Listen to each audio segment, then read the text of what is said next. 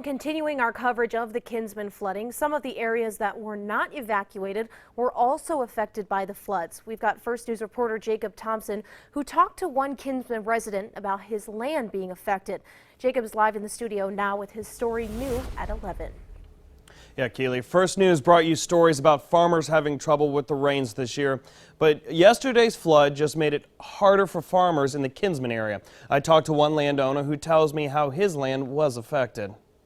I think it was the most water I'd ever seen in my life here. Traveling down Kinsman-Nickerson Road, you'll look to the south side of the street and you'll see some corn stalks laying flat. If you look across the street to the north, you'll see even more corn stalks surrounded by some flooding. Larry Garlick is the owner of the land on the north side. He tells me he expects some loss of corn. When you see corn that should be standing up like this and tossing down flat, yeah, there's going to be some loss.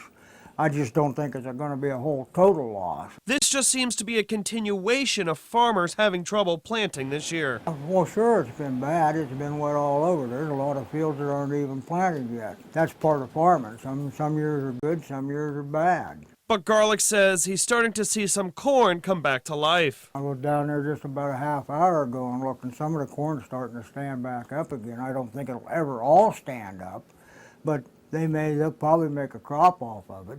In the end, Garlick tells me the weather will always be a factor for farmers. You live with it and get on with it, that's all. Mother Nature's Mother Nature. Nobody controls her. You can't do a thing about it other than live with it. That's what farming is, pretty much.